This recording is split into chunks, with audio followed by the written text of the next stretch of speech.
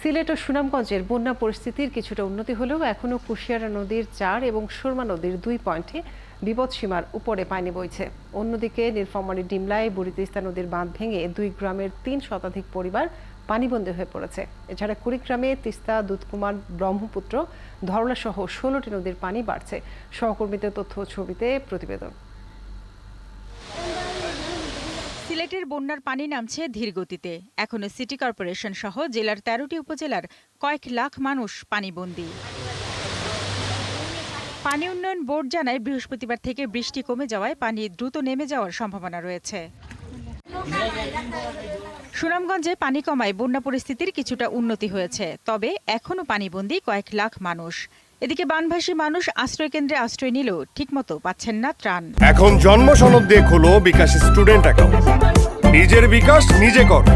কোনো ঠাই পাই না, অনেক কি করা মানে আরেক বাইতাই আমরা আর চলেছি নাইনাত করলো কিনি তোই নাই কাপড় চাপড় বিছনা পড়তো সবই নষ্ট হয়েছে। আর যারা গরু বাছুর আছে ঘরের ভিতরে ধান চাল স্টক করা আছে এরা তো খুব খারাপ অবস্থা। তো পানি লাইন আমরা উঠতাম পারি না, বইতাম পারি না, খাইতাম পারি না।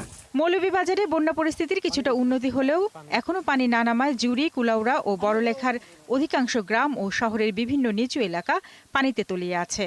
ধান রুইয়া গেছে, গরুর ভিতরে তো ধান বার করা যান না, ধান পাইমু কিনা। গত পরশু দিনও পাইছি, আজকেও পাইছি। আজকে চাউল দিতেন, চিড়া, মুড়ি, বিস্কুট, চিনি, মোমবাতি। তার রাখা যান না, ও এখন ইটারে লইয়া বাড়ি গেছি। আমরা রান্তামও পারি না, বাটলামও পারি না, রান্তামও কিছু করতাম পারি না। নীলফামারীর ডিমলায় বুড়ি তিস্তা নদীর বাঁধ ক্ষতিগ্রস্ত হয়েছে। তলিয়ে গেছে ৩০০ একর আবাদি জমি। বাঁধ ধসে যাওয়ার ২৪ ঘন্টা পার হলেও সংস্কারে কোনো উদ্যোগ না নেয় ক্ষোভ জানান এলাকাবাসী। পরে অবশ্য বাঁধ পরিদর্শন করেছেন পানি উন্নয়ন বোর্ডের কর্মকর্তারা।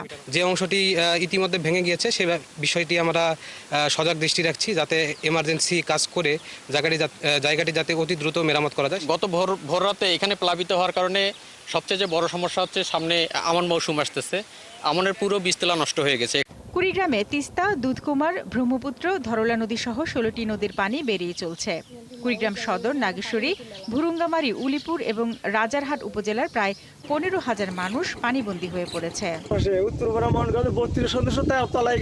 নদী ভাঙন হচ্ছে, ওই অবস্থায় মানে ঘর দুয়ার সব ভাসি গেছে।